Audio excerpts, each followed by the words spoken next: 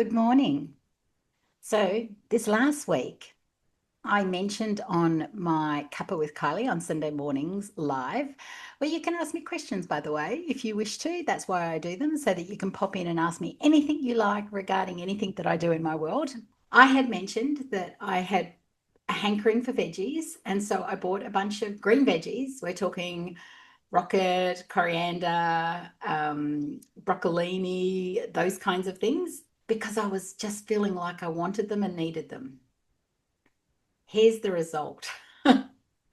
3 days in, and I had to throw what was left out because first thing that happened was that my skin got itchy, and it is very strange for me that I did not immediately connect the dots with the food. I just went, oh, maybe we need to change the water filter in the shower. And we all do this, right? Maybe that needs to be changed. It's been a while. So, and I'm thinking, yep, it's the water, it's dry, it's very windy at the moment and dry. We're in our winter season here in this very hot climate, so it's drier than usual. So I'm thinking all these things and scratchy, just general scratchiness. And then on day two, we were walking in the afternoon, taking our normal afternoon walks, and I just had this horrible stitch kind of feeling in my belly. And it was just all over the place, and it was not comfortable at all. It felt horrible. And I was like, what's that? Like, it was a scary kind of feeling because it kind of moved around.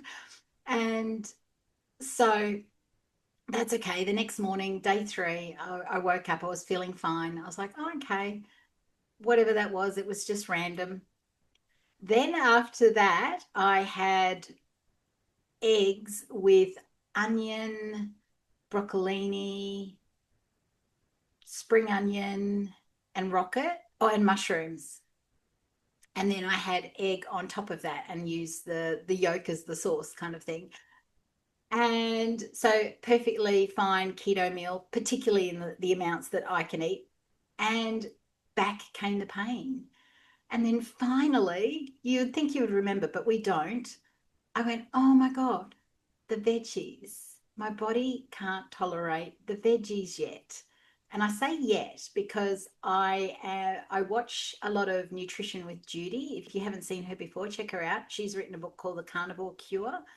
She uses carnivore diet as an elimination diet, which is what most of us probably start with. And she said, it was a short that I saw, and she said that if you can't tolerate bringing in anything else, then you haven't got to the root, you haven't got to the problem that is causing your issues yet. So she thinks that you should be able to eventually get to a point where you can have whatever whole food is out there, which is where I want to be. I don't want to, I feel like I'm going to be on a carnivore diet at this rate for the rest of my life, or dirty carnivore, I call it. And I say dirty carnivore because I do have bits and pieces, but it's never daily. So I had these veggies every day. So it's here and there, and it's never kind of the same thing that I cheat on. So again, from an intolerance perspective, my body doesn't get a chance to sort of go, oh yeah, I didn't like that. Oh no, no, I don't like that. No, you're eating it again. I really don't like that. And therefore your body tells you it doesn't like that because you've had it a few times.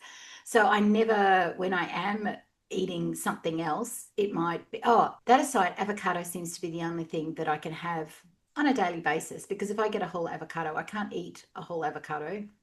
I can't even eat a half an avocado these days. So if I have a bit of avocado with my eggs, I will keep, because avocados are expensive, I will keep eating that avocado every day for probably 5 days to eat it up. That doesn't seem to bother me. It's the only thing that I've found so far that I can have on a regular basis with eggs, with meat, with whatever, that doesn't cause me a problem. But once I've finished that avocado, it might be weeks before I have it again. So still from that perspective, it is kind of intermittent. It's not a, regular thing. But having these green leafies for 3 days, I am holding back from sitting here and scratching everything is how like, oh, okay. My body's not ready for this yet. I haven't healed the other things that are going on to be able to have these items. And I want to be able to go to Asia and have, I won't have the pad krapao and the rice. The rice will be put aside, or hubby will eat the rice, but there's usually herbs in there, a bit of capsicum, onions. I want to be able to eat those meals. So I have got more work to do. So keto as a whole for me right now isn't an option. I have not done the healing. So I'm digging more into Judy's work. She's done a big long video, and you know how I love a big long video on on thyroid disease. I don't think I've seen her do one on lipedema. I am looking for that one, but I need to dig into her. She talks about this thing called CIRS, chronic inflammatory syndrome, that can be caused by mold, that can be caused by a toxin, that kind of thing. So I'm kind of digging into that at the moment to see if any of those are relevant to me. Mold kind of is triggering me right now when I say it, because I've lived in a lot of hot environments where mold, I remember when I was 19, I lived on Hamilton Island in the Whitsunday Passage in Queensland, off Queensland, for those of you who don't know Australia. I had to keep makeup, things like that in the fridge. Shoes would go moldy in the cupboard because it's just such a humid environment. We're moving to such a humid environment as well. I'm living in a humid environment now. Having said that, we have air conditioning that keeps the air fairly steady. You live in air conditioning, you get in a car that's air conditioning, you go to work that's air conditioning, you go to the shops that's air conditioning. Whereas when I lived on Hamilton Island, there was no air conditioning in my room. It was a fan. So a lot more humidity in the air. So there's been a lot of situations in my life I look back and I think, is mold an issue for me? So I'll be digging into that more in the coming weeks to see what I can come up with. Whether it's relevant to lipedema, not sure, but I'm going to find out, because the less inflamed your body is, the less progression of lipedema. And that's the point, right? If we can't get rid of it, or if we can afford to have the surgeries and all that kind of thing, we don't want it coming back. We want a quality of life that isn't going to make it worse again.